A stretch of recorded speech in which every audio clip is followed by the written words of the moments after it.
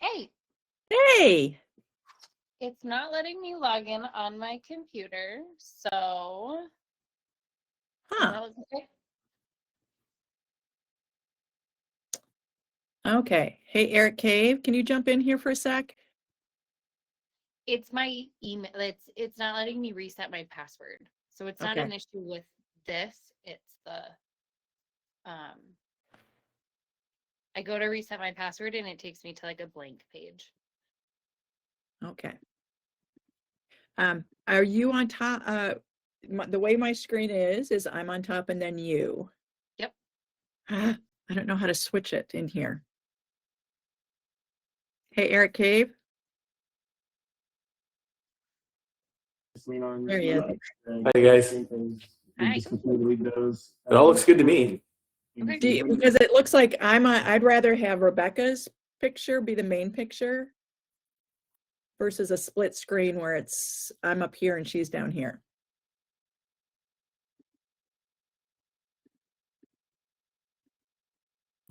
Sorry about that. I was just finishing something else up. Okay. We don't have control over that with this. And yeah, it'll kind of like arrange things as they are. The one thing is that Rebecca's got like a tall video. Is that what you were I have to saying? be on my phone. So Oh, okay. Mighty Networks isn't.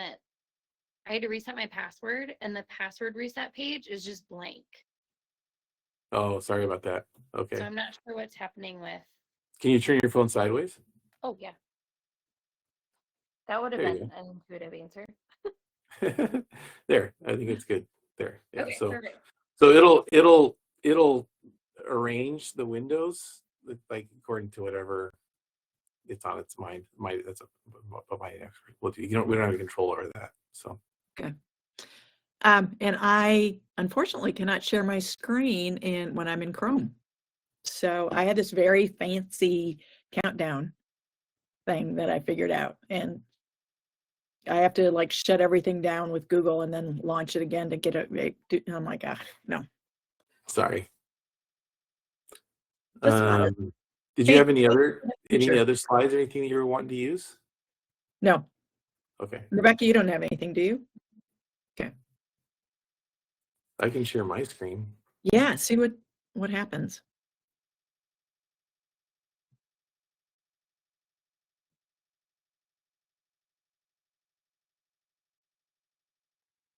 How's that? Yeah, okay, yours works. Okay.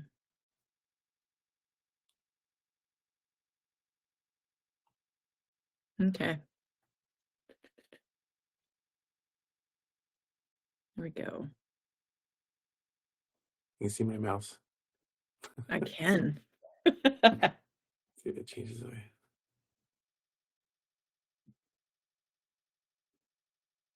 Well, if that was the only thing you would need to share a screen for, then it'll be just fine.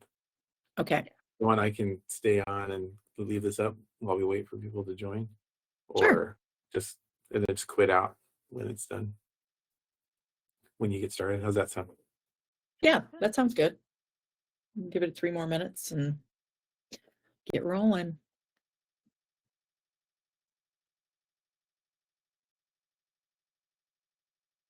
Okay. Rebecca, it's good to see you. How are you doing? Good to see you. How are things in your world? Oh, it's Good. I just got back from a Sankofa trip. Oh yeah. It was incredible. Yeah, I was telling Jenny all about it a little bit ago. It's pretty amazing. Oh, I'm so glad you got to go.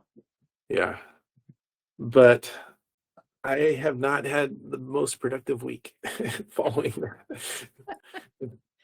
So Some weeks are just like that. yeah.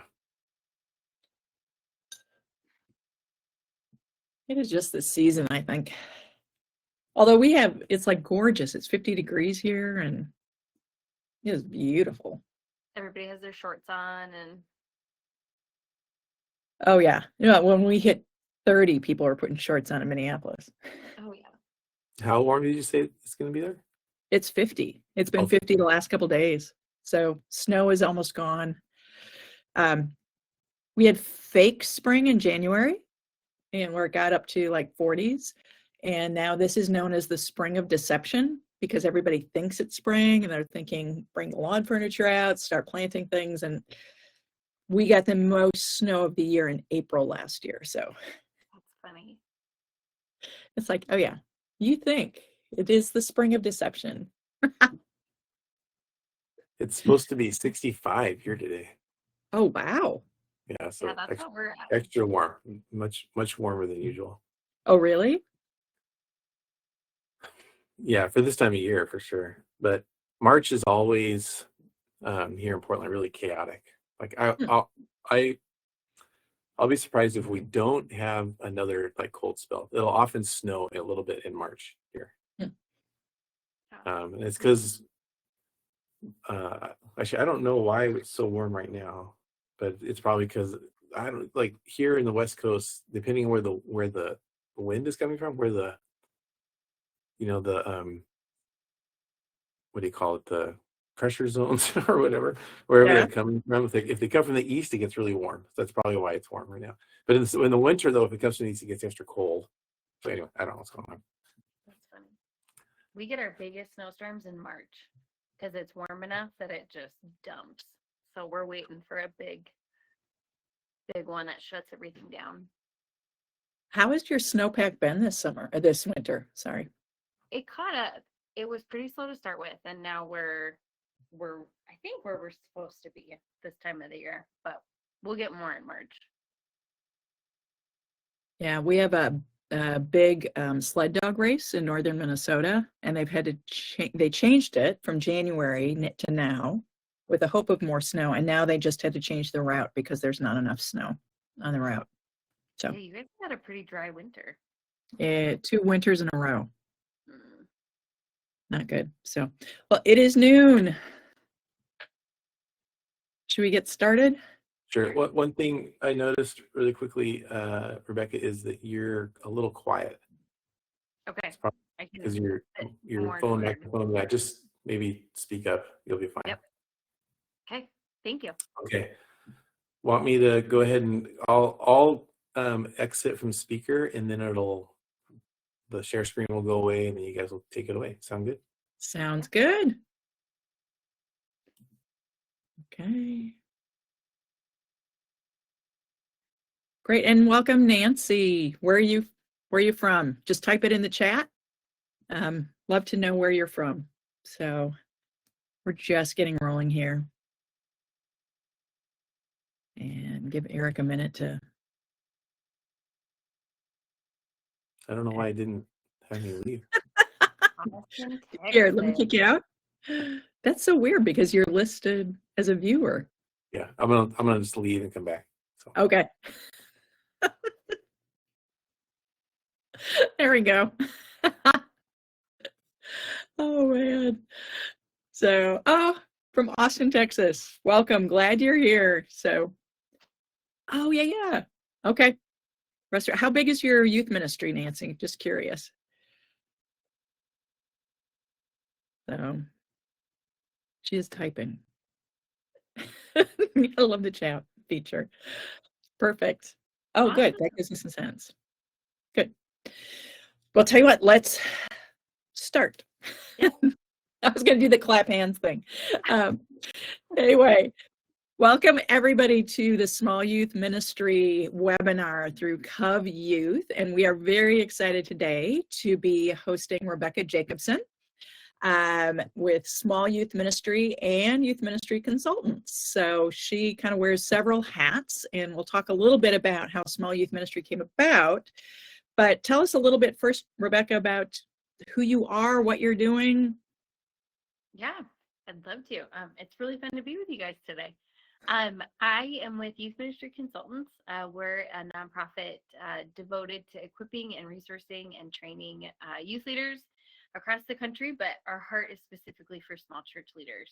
We know that you all do such incredible work, and so it's just a privilege to lead an organization that's dedicated to doing that. So yeah, we have a lot of fun things coming that, yeah, I think we'll talk about towards the end. Yep. I've known Youth Ministry Consultants. Some of you will know the name Tiger McLuhan. So it was started by him, and And so, yeah, we have a long history of partnership and collaboration with you guys. And Small Youth Ministry is kind of the latest collaboration. The way that started, I don't know how many of you have done Patrick Lencioni's Working Genius. Our team went through it a little bit ago. And on that one, my strengths are wonder and invention. So I love dreaming about stuff and creating stuff. I have a hobby of collecting website domains. And one morning I woke up and I'm like, you know what are we doing for Small Youth Ministries? We really have got to figure out how do we resource because in the Northwest Conference, which is where I work, we have a lot of churches that have very small youth ministries. And so, with my little hobby, I went online and found that Small Youth Ministry, actually, the domain was available. So bought it, had coffee with Tiger later that day, and I was telling him about it. And he said, well, actually, we specialize in small youth ministry. How about if we collaborate? And so thus was born this little seed of an idea. And Rebecca took that seed and just built a whole greenhouse around it. And she has the gift of tenacity and creativity. And so what I had is a little teeny idea, she expanded. And if you go to smallyouthministry.com, you'll see her vision of 100 free resources that she has developed a lot of and has grabbed a bunch from youth workers as well, and we've tested them out, and some are just, they're available for free. So anyway, that's kind of how she and I got to know each other and collaborate on this. And it's really fun to see what you have done. So excited for the future, because you guys are continuing to develop it and do some great things. So just so you know, that's the heart of Small Youth Ministry. And but today we're going to be talking about what do you do? Small Youth Ministries have their own set of challenges, but they also have a beauty that is just their own. So talk a little bit, if you would. Let's start out with that, of kind of what's the beauty of having a small youth ministry? And how do you even define small youth ministry? Maybe we should start there. Yeah. So I think one of the misconceptions is across the country is that most successful churches are large and have big youth groups and have a lot of resources. Statistics just say that isn't true, that most churches worship less than 200 people on a Sunday morning. The vast majority is less than 100. And so what that means is the average youth worker is leading a small youth ministry. It can feel really isolating and lonely when you feel like you're the only one trying to navigate small youth ministry, but the majority of us are in that boat. We're trying to figure this out on a weekly basis, and we do have a large community of people that are navigating it with us, but there's just this misconception that we're the odd ones in a smaller youth group, and that's just not true. There's different factors that lead to that, but I think one of the big ones is a lot of the resources and things that are created for youth ministries are coming from great organizations. We have a lot of friends in these spaces, but those organizations have to make money somehow so that they can pay their people, so that they can keep their lights on.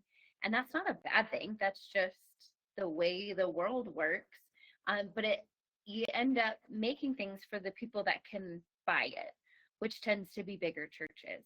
And so small church leaders look out over the landscape and they see all of these things written and created for larger ministries, and it just fuels this notion that we're alone. So that's the first thing I want to just emphasize is we're not alone. We are the vast majority of youth workers, and so I'm excited that we're having this conversation. Small church ministry certainly has its challenges. There's certainly things that would be a lot easier if we had a lot more people and a lot more resources, but there's a lot of beauty in this space too. One of my favorite things is how customizable it can be. Excuse me. When you have a smaller church, when you have a group of 5 to 10 kids, you know those kids really, really well. You have stories, you have the inside jokes, you know the food they'll eat on a missions trip, and you can pack the right snacks, and you know that math is a struggle, and you know to check in on the math test day. all of these little things I think we take for granted sometimes in small church culture because we feel less than. But the beauty is that we get to know these kids really well, and we get to walk this discipleship journey in a way that's really difficult to do when you start to lead 50, 60 kids. It's a different process at that level. It is, and you get to know their families, so you know their story, you know the whole system that they're part of, and it's different. So I've worked in mega churches, and the church I'm going to now, I think we have 5 or 6 kids in our youth group, and so it's yeah. And I know the kids I know them by name that are in the group. For the most part, I'm learning their names. Yeah. So, and I'm not even the youth pastor. I just go to the church. So anyway, talk a little bit about, how do you create a culture when you've got a small youth ministry of, we've got something going on here. There's some energy. We're welcoming. How do you begin to even start? So I'm just thinking of the person a caring adult in the church who's saying, okay, we got to do something for our kids. There's nothing happening. I'm willing to do it. I don't even know where to start. Yeah. What advice do you have for them? Yeah. Well, first of all, if you're in that target demographic, you're my favorite people. The people that are just willing to try and to step in and show up for students. When you're working with a smaller group of kids, you get to customize and tailor that group for who God has brought to you.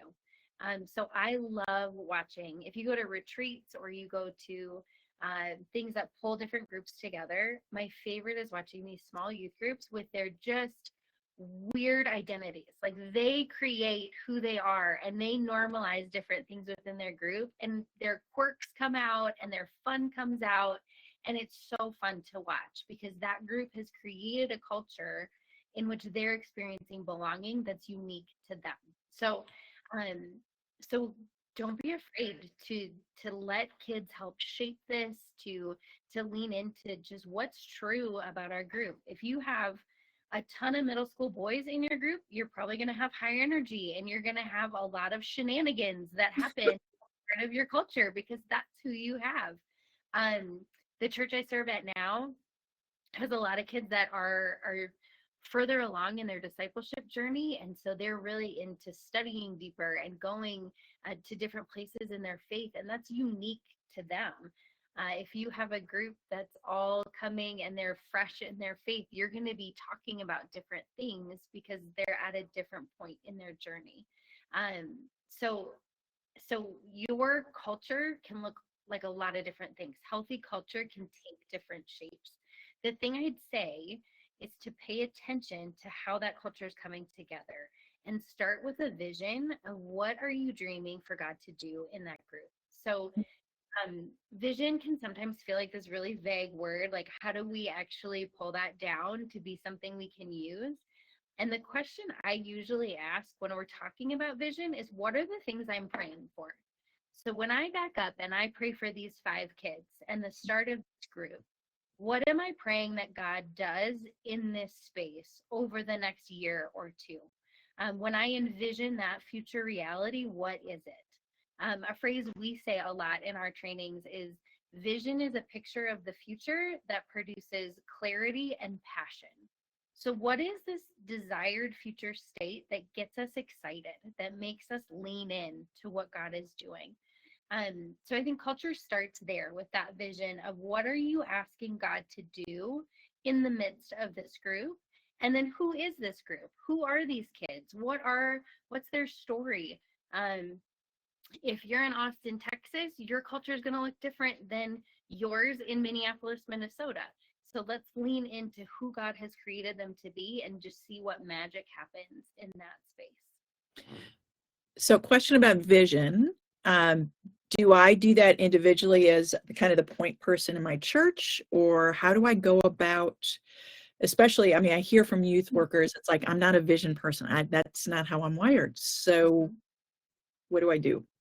Yeah, I think a healthy vision always starts with your church's vision, because youth ministry is not its own entity. We're part of this larger congregational body. And so the vision for the youth ministry becomes kind of an offshoot of that congregational vision. So how do we take what our church is trying to do and make it really relevant for the students we serve?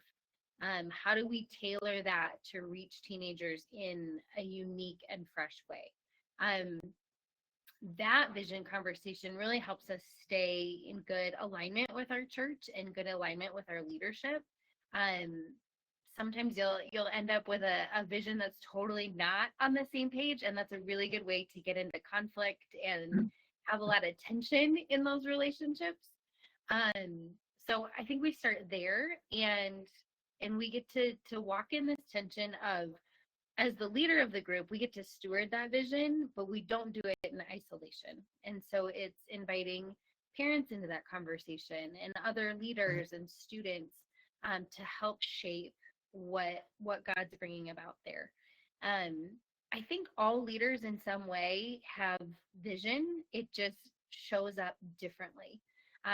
That's why I like that. Just imagine the future, or look at the things you're praying for. Not everyone is 10 years down the road, we're going to have this big, whatever. That's not everybody's style, and shouldn't be everyone's style.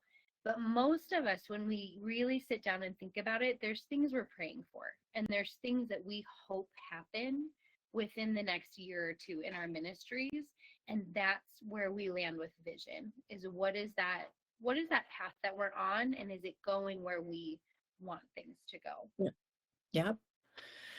And sometimes it helps even to physically take kids or leaders somewhere. Like I used to take leaders to the top of the tallest building in the area and go, okay, take a look at the community that surrounds us. If God had his way, what do you see it might happen in this community? And then we'd, spend time just thinking and processing and then coming back together. And at the beginning, it might just be you as the point person. And, you might have kids who are like, I don't really care. And maybe your vision is, give me a group of 5 kids that care. And that's a good start. Wow. You talked about healthy culture. What are some of the markers of a healthy culture in a small youth ministry? I think, that's a really good question. Specifically in small church culture, we want to create spaces for students to belong. So we want communities that the kids can come as they are, that you don't have to have it all figured out. You don't have to look a certain way. And that sounds easy to do, but especially when you're working with teenagers, that takes a lot of leadership to help create those spaces where students know how to accept one another as they are, and to lean into those and celebrate the differences among others in the group. That looks like a lot of verbal praise from us of, I love that you drew this incredible cartoon. I love that you ran that fast in your track meet. I love how you showed up in this way or that way. And finding even the smallest lesser known gifts and naming those within our cultures. Kids pick up on that, and you'll start to see kids start to notice those things, and then you start hearing them say it. So creating spaces for kids to belong is really important. And I think it's healthy for youth cultures to have fun. Nobody wants to go hang out in places where they're not having fun. I mean, none of us get excited like, I get to go to the DMV today. Like, that's not how we're wired. And so sometimes we have to be intentional about creating fun spaces that kids want to be. Depending on your bent as a leader, you might err too much on this side, and you create spaces that are all fun, and it's a lot harder to actually be intentional. But some of us are so passionate about scripture and teaching that we camp there and we live there. And so figuring out how we have that good balance is a good piece of culture of we're there for a reason, and we're there to help students understand the gospel and how Jesus loves them and all of these things. And so a great groups walk in that balance of having a lot of fun and belonging, but also knowing that there's purpose behind why they're getting together and what they're doing with their time. Yep. Yeah, students want to be part of something that is going to make a difference, or they feel like, yeah, they take me seriously here. If you guys have questions, people who are on the call, feel free to type it in the chat. So love to hear your questions. And as we wait for people to do that, let me ask, what do you do if you only have 2 or 3 kids showing up? Yeah. So how do you handle Those that? nights are so hard. I played one event that I thought was going to be amazing. I thought kids were going to love it, and one kid came. And so I think the first thing you do is you fix your face, because it is such a blow sometimes when you pour your heart and soul into something and then it's just an underwhelming turnout. And so you're disappointed, you're confused, you're trying to figure out, why do we only have one kid here? But when we get stuck there, that one kid suddenly feels like they're not enough, and that this wasn't worth doing it for them. So I always have to catch myself and make sure that I'm presenting in a way that affirms and acknowledges and shows love to that student. So we start there, and then I think we start to wonder, how can we pivot to make this work for one student? So it's great when you're planning things to keep in some level of flexibility, because not everything is going to work in the same way with a group of 1 or 2 kids as it would work with a group of 10 kids. So some of my tricks are just to keep games on hand, keep different activities that do work with a really small group, and to be willing to roll with it. Maybe that night you end up door dashing ice cream, and so you sit around and you play card games and you have ice cream, because that is a great relational connection, and that kid can have conversations with you that they wouldn't normally have had if a group of kids were around. But we have to be willing to pivot. When we cling to our lesson or we cling to our plan, we might end up making that kid feel so awkward. You're standing on a stage and you're preaching to like 1 or 2 kids, and they're feeling so overwhelmed by your presence. That's not what we want. And so let's be ready to flex in those situations. The thing that I always try to remember is that kid is there for a reason. So God brought that one student for a reason, whether it's a conversation we're going to have, whether it's just to know that they belong at church, if it's that they just needed that space, that there's a purpose behind it, and nothing is wasted. God doesn't waste those nights. And so stay encouraged. As hard as that is, we've all been there. Nobody talks about it is the thing. We don't lead with that of, I did this whole night and one kid came. So don't let that isolation sneak in, because we have all been there. Yep. I remember planning this great event, and I think we had 4 leaders show up and 3 students. Yep. And it's like, wow, you're going to get a whole lot of one-on-one time here. But it is hard to not take it personally and to kind of breathe deep and go, okay.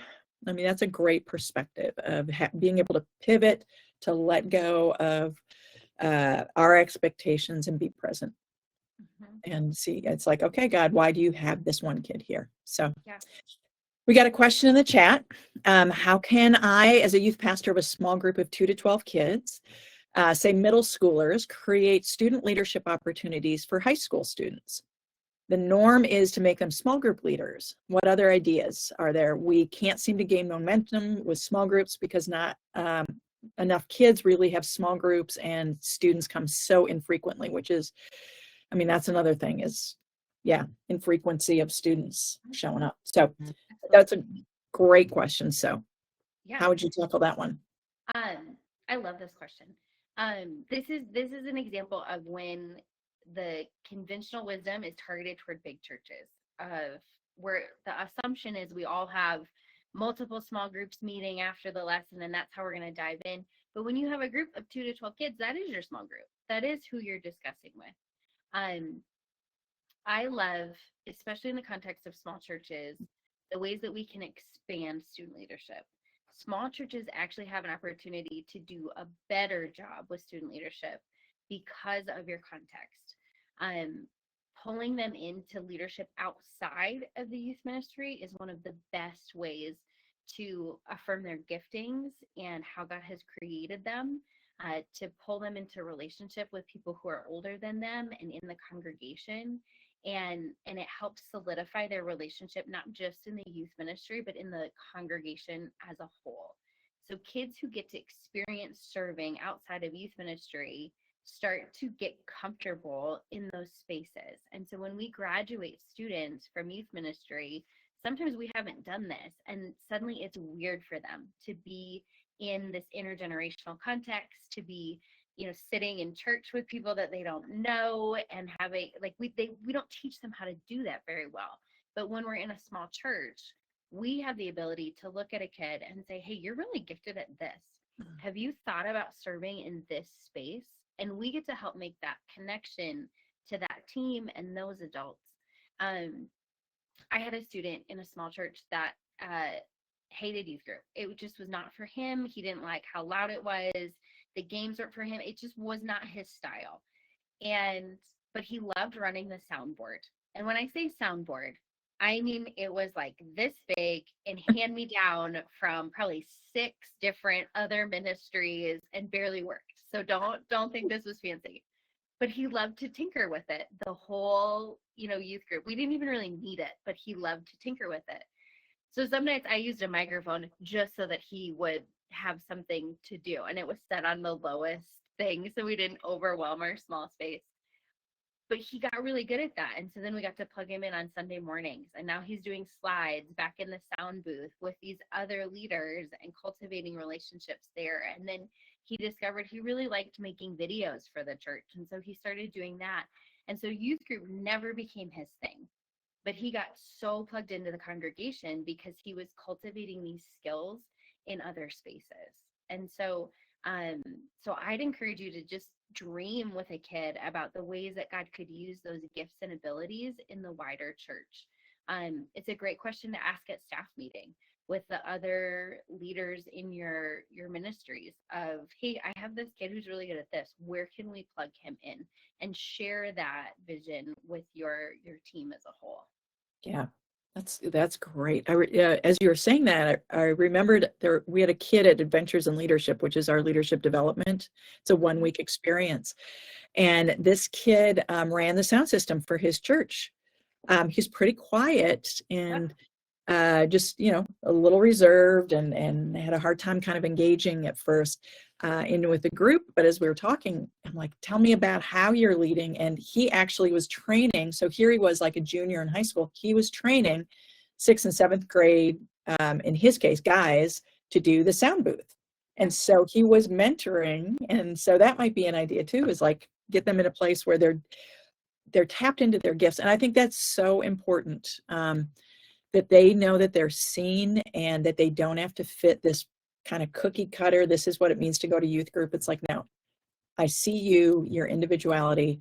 And tied it, just wait in tech team, worship team, usher, community outreach, Sunday school, all of those, weaving them into the fabric of the church. It is great.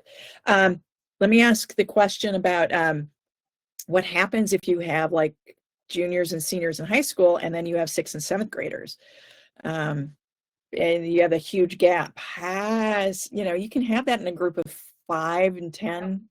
It's like, how on earth do you tackle that one? Yeah. I wish I had an easy answer for this. The truth is, it's just hard. It's hard to have a conversation that spans those age ranges. So much happens developmentally from 6th grade to 12th grade. And so it's bridging that gap is a challenge. One of the things I try to do is speak to about 7th grade. 7th or 8th grade is usually my target. And it's because 6th graders can kind of stretch up, like what lands will land. But it gives you a foundation to have deeper conversations with your older students. So in a context like this, I wouldn't see your teaching time as the one stop.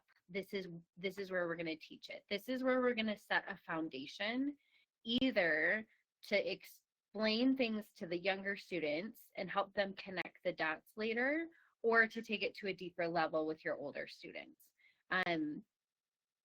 Don't be afraid, even if you have a group of 5 kids, to break down with 2 of the middle schoolers are going to go over here and 3 of the high schoolers are going to go over here. And in those 20 minutes after you teach, you're just helping connect dots. And that's the goal of that time together. It doesn't need to be a super formal small group strategy, but it's pulling them away so that you can specialize that that truth or that scripture to something that will help them connect. Sometimes it's just a casual, like, we're going to take 10 minutes and debrief this. And so you just sit separately. If you don't have the leaders to do that, you can do that in a discussion afterwards too. 6th graders, 7th graders will generally just kind of sit and stare when they don't understand it. And that's okay. They can do that while you talk to the older kids. Yep. And the older kids, you can help them understand that they play a role too in discipling these younger kids. And so they can speak into some of those questions too. So there's ways to do it, but it takes a little bit of creativity and knowing your group and what's going to work for your group. Sometimes they need to be just pulled apart for a couple minutes. Sometimes you can lead group in a way where you're having those discussions together. But I would say your general teaching time really isn't that. It's not going to reach everybody. So let's just not even try for that. Let's shoot in the middle, and then we'll pick things up where we need to along the way. Yeah. I sense a collective sigh of relief as people are listening, just like, okay, this is a tough challenge, and good target to aim for. Absolutely. Keep asking questions, you guys, these in the chat. This is great. So one that I had is, what do you do when it's just you? You're the one who has the heart for the teenagers in your church and nobody else wants to help. Mm-hmm. Yeah, that's so challenging and so misguided in a lot of spaces. Teenagers have such a bad reputation, and I don't get it. I mean, I'm biased. I love teenagers. But I think there's a lot of spaces in which people are intimidated by teens. They think teens are trouble. They think they have all of these preconceived ideas that don't match reality. So one of the challenges as a youth worker is to sing their praises every chance we get, to talk them up, to talk about how great they are, to talk about how much fun we're having. When we're having these conversations, we get to create this, like, oh, I wonder, that sounds actually better than I thought it would. And people lean in for things like that. Too often we try to recruit people onto our team out of desperation, that we're like, we just need people. We need you to be in this room. We need you to, but nobody wants to join a sinking ship. Nobody wants to attach themselves to a ministry that feels like it's going to be chaotic and overwhelming and all these things. And so we get to flip that idea for them, that actually, no, God's doing a lot of incredible things in this space. And let me tell you about these 6 kids that are coming consistently, and the ways that they're growing, and how funny they are, and how much fun we have, and the silly things that we get to do as youth leaders that the average adult doesn't get to do. I mean, when's the last time you made an ice cream sundae with a group of adults? Like, we lose out on so many fun things that we get to do with teenagers. And so to tell that story and to invite people into that is a good shift to make. The other trick is to ask students, who in the congregation do they think would make a great youth leader? Because it's really hard to go to somebody and say, hey, I know you're really busy. I know that you have all these things going on, but I just want you to know that they think you're great and they want to spend more time with you. They want you to come and hang out with us. And for a lot of people, they would never assume that kids would say that about them. And it makes the no a lot harder, because it's not just you asking for them to do something. It's saying, no, they know you and they want you to come hang out. I had this with a couple in our church that they were grandparents. They had raised their kids. Their grandkids were now probably late elementary school, and they were floored when I said, the teenagers like you. They want you to come hang out. And so then it started with like, well, maybe we can try it. Like, sure, let's try it. Like, just commit for like 3 months, and then we'll talk about it. The next thing I know, they're youth leaders on our next mission trip. And now I have pictures of them line dancing with a bunch of teenagers on this mission trip, having the time of their lives, but they never would have made that jump on their own. And so, so just ask students, who do you like? Who do you think would be a great youth leader? And help students too to imagine beyond the cool college kids, but who's just a fun person to be around? Who do you feel like already cares about you? And to start with some of those questions. Yeah. Oh, Marv Penner, youth ministry kind of guru, has a saying, kids are drawn to the oldest person in the room who takes them seriously. Mm. And I think that's spot on. They don't necessarily, sometimes they see age, but not always. What they really pick up on is that caring person. So Matt Alseth did a great job at this. He had a big gap between, anyway, he was trying to figure out how to get leaders, and the kids actually came into the service and they had these placards that said, with invitations, would you be a youth leader? And so Matt was doing the pitch from the front, and the kids would go stand in front of these leaders or adults going, would you be my youth leader? Oh, It's really, it's hard to say no to that. So yeah. Yep. Todd adds in, doesn't need to be a full-time commitment. Getting adults to share time every other week, every third week helps with coverage and isn't overwhelming. That's a really good point. Relationships can still happen. absolutely. So yeah, sometimes I think people think I can't do this every week. Mm-hmm. And that's good advice, Todd. Let me switch gears here. What about curriculum? Because a lot of times, I mean, you've got a small youth ministry, you're a volunteer, or you're doing other things, if you're a staff person, other things in the church, and you're trying to figure out what resources are out there for me. What do you look for, and how do you make it come alive? Yeah. Yeah, there's a lot of Vox curriculum things that have been written that doesn't always translate as well to small youth ministries. A lot of it is, you present this from the stage, and then you do this big stage game, and you break out into 5 small groups. And that's just not most of our realities. So I think a good curriculum first matches your theology and the way that your church teaches. That's something that especially if you are coming in as a volunteer, that might be something you need to talk with your lead pastor about. Does this fit kind of the space that we sit in? So that's the first one. The second one is to make sure that it's in alignment with where you kind of want to go in a year. So as you sit down and you go back to that vision of what you feel like God's bringing about, there's probably conversations that need to happen to keep moving in that direction. So if you have students that are really struggling with anxiety, and so that's a conversation that's high on your list, it's not always best to follow this plan that somebody else set, because you're not having those conversations that you need to have with your students. So don't be afraid to deviate from a given plan or kind of make your own thing. You know your group, and you are the expert in your group. Even if they have a full-time curriculum person that's orchestrating this, you're still the expert in your group. And the other thing I'd say is don't overcomplicate it. Sometimes it's best to do a curriculum and have a plan and move through a series. Sometimes something happened in your community and you pull out one verse and you sit together and you talk about that verse and what that truth means for you and your community and your school. So don't be afraid to just adjust. Some nights you had a really busy week and you didn't have time to prep anything. And so you're walking in to youth group. And so maybe that's when you also just, hey, this is my favorite verse. Let's look at it together. And you tell me what you see in this passage. And so you don't need it to be this big formal thing every week if that's not what works for your context. Shameless plug. we have a ton of curriculum on smallyouthministry.com. We've had organizations that have just donated whole series. We have people that have written things for their small context.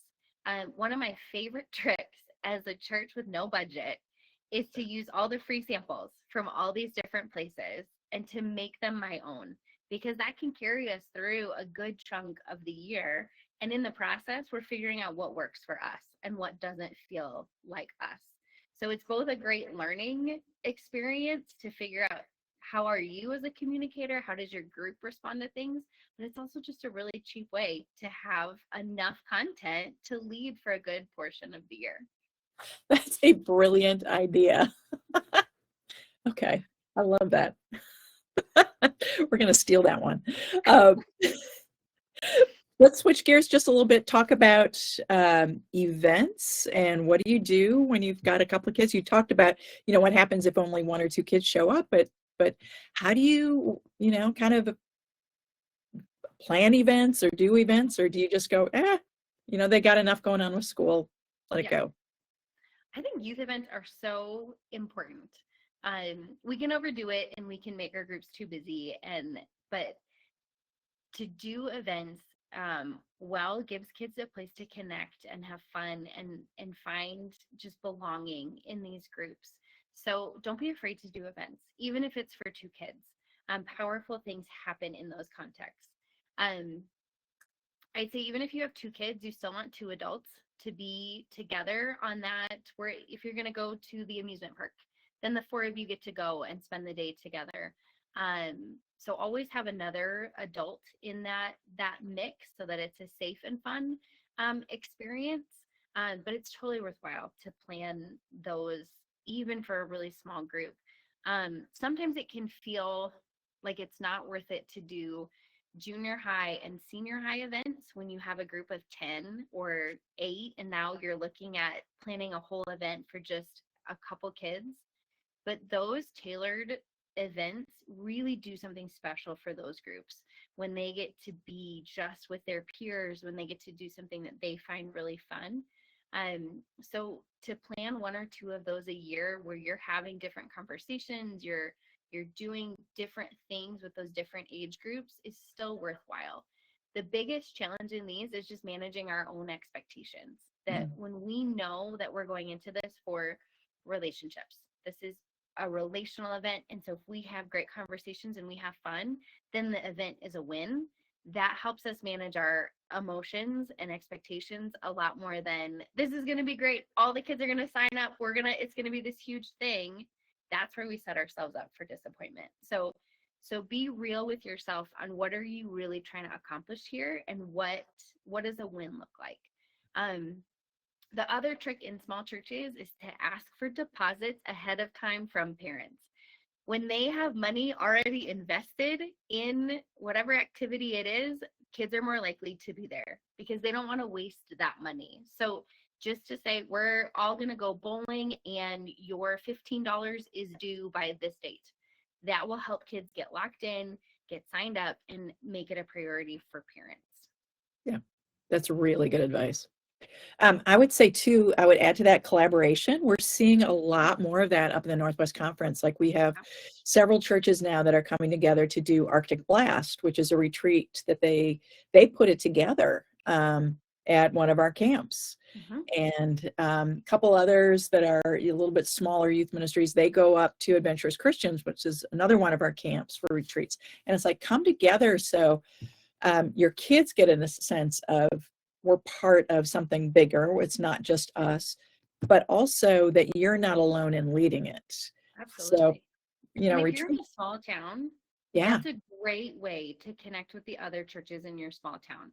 So especially rural ministries where you have, 3 Lutheran churches or, 3, like there's a Covenant church and a Lutheran church and a Baptist church all in the same street, because that's how people grew up. There's so much room for collaboration in those congregations where you're pulling together kids that already go to school together and you're planning the fun night with that larger group. And you can do your teaching, nights separately, but if you want to plan a fun event, that's a great way to get some of that critical mass by collaborating with other churches in your just small town. That's a great idea. Yeah, I know of one situation in western North Dakota, which is not a lot of population, and the town came together. The churches said, okay, we are going to hire a youth worker together. And, you always run into territorial stuff about where are they going to meet. And, people get uptight, and you've got to get to the point where this is about the kingdom. Let's hold our hands open, and we just need to serve our adolescents. Yep. So to do that. Good. Okay, we are past the 40-minute mark. So any other questions? People toss it in the chat, or insights or observations. This has been really, really rich. Tell us a little bit about, you have a ton of resources, both with small youth ministry and with youth ministry consultants. So talk a little bit, brag on yourself and what you guys offer. No, I'm so proud of the things that Youth Ministry Consultants does and the ways that we can step in, especially for small churches. So we started 6 years ago, and our heart is for small churches. And so we are donor based so that we can do a lot of great things and basically give it away to church leaders. So one of the things is we do monthly training seminars like this, where we invite experts from youth ministry across the board to come in and teach on different things. As covenant churches, you get free access to that every single month. So if you use the code ECCYM25 on any of our trainings, you'll get that for free. We have one next week on communication, and especially communicating to middle schoolers, which if you've tried that, you look over and they're upside down in their chair, or they're like throwing a ball against the wall. So we'll be with Ashley Bonnet talking about that, and we have some every month. So take advantage of that. We would love for you to be there using that. The other thing we're really excited about is we just launched a year-long certification program for youth workers across the board. But our goal was to make it accessible and affordable for small church leaders. And so our next cohort launches in August, and we go through all the foundations of effective youth ministry. This is seminary level training, but packaged in a way that makes it so that you can benefit from it and can really get a solid foundation in youth ministry.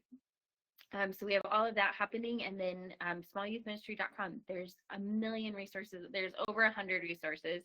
We're working our way toward a million.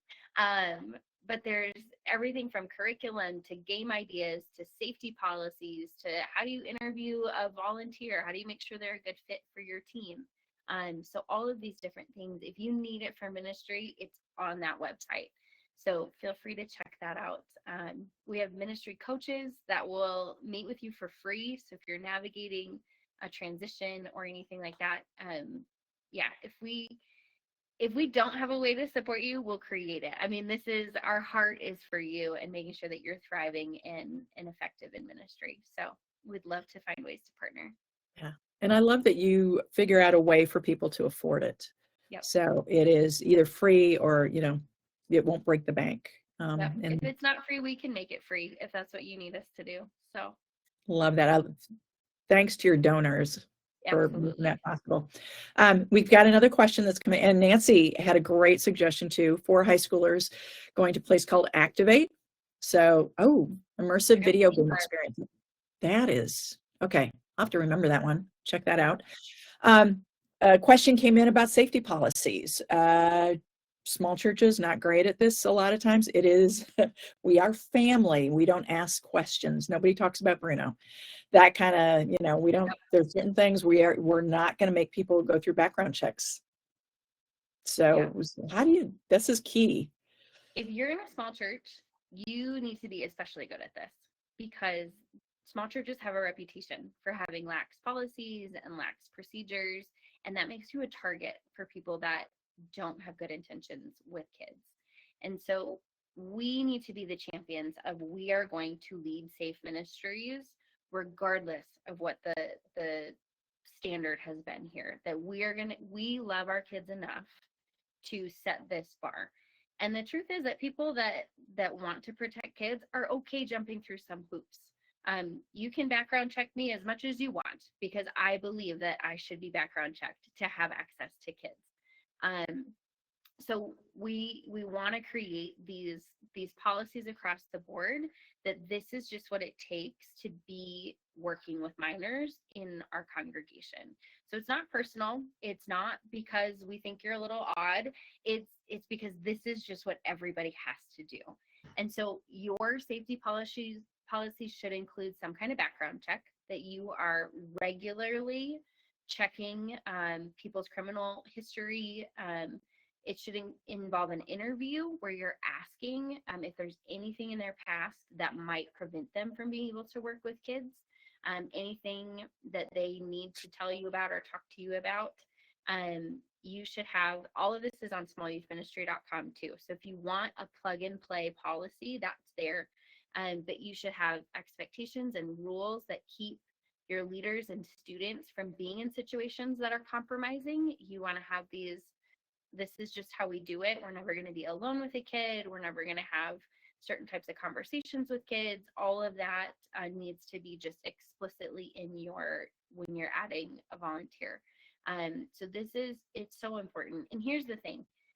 When we're inviting kids into these spaces and we're teaching them about God, and we're that Jesus with skin on idea, it's our obligation to keep them safe, because if something happens, suddenly that becomes intertwined with their faith and with their idea of God. And that is such a sacred space that we sit in. And so it is worth all of the hard conversations. It's worth all of the work to help people understand why this is so important, because that is a really, really sacred calling that we want to hold really well.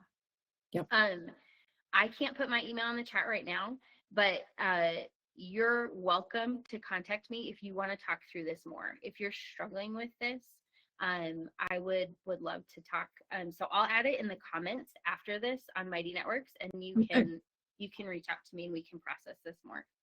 Yeah. And for people to know, you're a member of cubbyouth.com. So people can directly chat with you too via the platform. That's another way to reach out to you. But I would encourage people too, if you're getting pushback at your church, find the teachers, find the insurance agents, find the medical people, because they know that this is standard and needed, and they will also be advocates, so you don't have to fight alone. We had an incident, and I got permission to share this. A small church, they decided to do a lock-in, and because they were small, rural setting, it's like, we don't need registration. Just come on over after the football game. We're going to do this. And they had some peer-on-peer assault stuff happening. And because they were friends of kids who came, they had no information to be able to follow up, or it was just an absolute mess. And the pastor said, yes, you can use this as an example, because we are learning the hard way about the importance of, safety policies and enough adults and registration information. And that family mindset is great in some ways, but it can really, you're right, it can do long-term damage to students and adults and families if it goes sideways. So yeah. Okay. Let's not end on that note, because that's a little better. What encouraging words do you have as final wrap up of, for people who are like, okay, I'm stepping into this and we've got a small youth group? Yeah.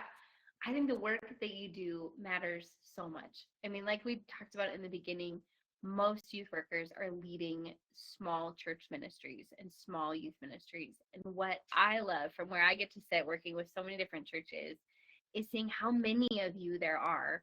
And when we start to think about all of you and the students that you represent, and what is actually taking place in the kingdom through all of these little moments of obedience and showing up on youth group night when you're exhausted and you just want to go home and binge watch something, but you're going to play games and talk about Jesus instead. All of those moments of faithfulness, God is using those in ways that you can't even imagine how significant they'll be a year from now, 10 years from now, and the testimonies that you will be a part of because of this faithfulness is so fun to think about. So keep going for it. Even the kids that drive you crazy, God is working and weaving those stories in just such powerful ways. And I'm so thankful that you're saying yes to being on that journey with them. Oh, well said, Rebecca. Thank you so much for that, and just for your ministry and your calling. man, the way you are running with all these different visions and ideas and making them come into fruition and really, really serving youth workers is such a blessing to all of us. So yeah, it is. Yeah. Thank you. I'm very, very grateful. And yeah, Jesse put in the chat, I was encouraged by a Young Life leader years ago. Yeah, Jesus Ministry was the 1, the 3, and the 12, small youth ministry. That's a great reminder, Jesse. Thank you for that. One tried to kill him, so just stay encouraged even when it's hard. Oh my gosh, that's so true. One tried to kill him. Okay. Yeah, good reminder. Oh, thanks. Thanks for all you guys participating online. We really appreciate it. And this will be available probably in the next week or two on Cov Youth. And yeah, make it available to a wider audience. But very, very grateful for you, Rebecca, and for this crew. So Yeah, you guys thanks have a for great joining. day. We'll see you later. Bye.